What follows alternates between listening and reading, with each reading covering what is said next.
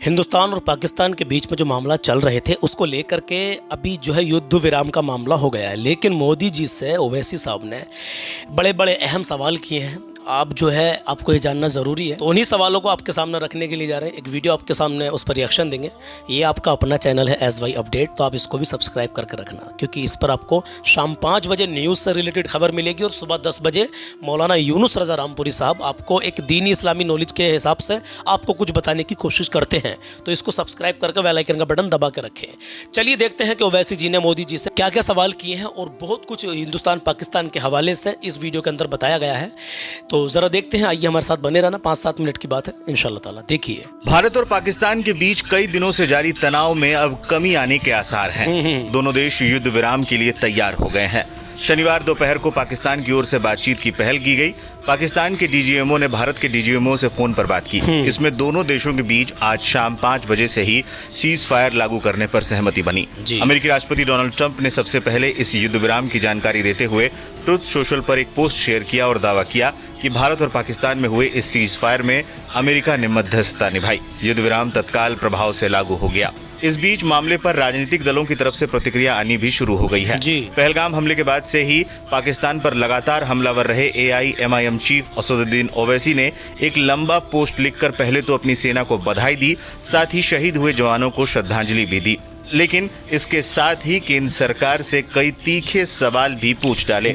ओवैसी ने अपने पोस्ट में लिखा, जब तक पाकिस्तान भारत के खिलाफ आतंकवाद के लिए अपने क्षेत्र का उपयोग करता रहेगा, तब तक स्थायी शांति नहीं हो सकती।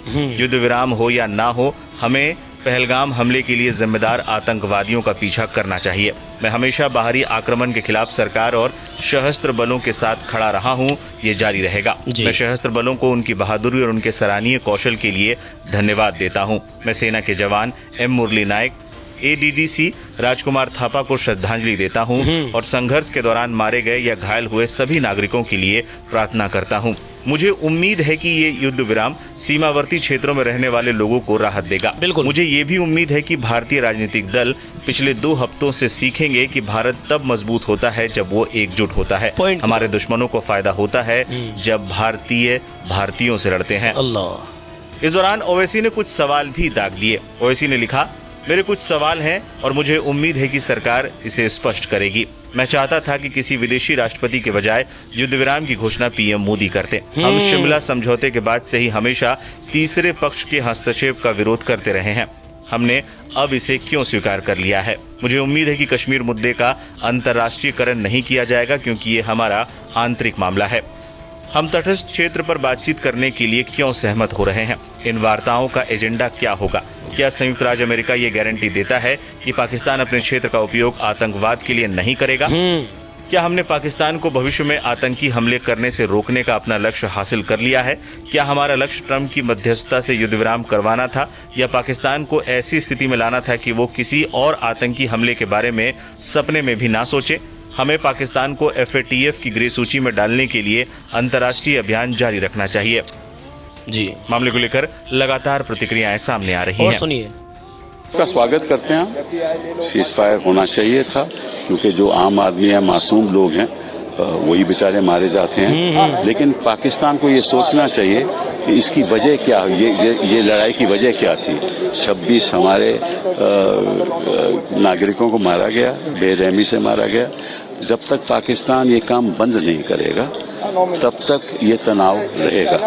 और सीज फायर हुआ है, अच्छी बात है, लेकिन आगे से इस किस्म की घटना नहीं होनी चाहिए। चंद मिनट पहले गवर्नमेंट ऑफ इंडिया के स्पोक्समैन की तरफ से जो ये जम्मू कश्मीर के भारत और पाकिस्तान के दरमियान दोबारा सीज फायर को कायम करने का जो ऐलान हुआ, उसका मैं दिल की गहराइयों से खैर मकदम करता हूं। देर आए दुरुस्त आए। 2-3 दिन पहले आया होता तो शायद जो खून खराबा हमें देखने को मिला, जो कीमती जानें हमने गंवाई, वो कीमती जानें आज महफूज होती। लेकिन चलिए, आखिरकार पाकिस्तान के DGMO ने फ़ोन उठा के हमारे DGMO से बात करके दोबारा सीज फायर जम्मू कश्मीर और बाकी इलाकों में कायम किया।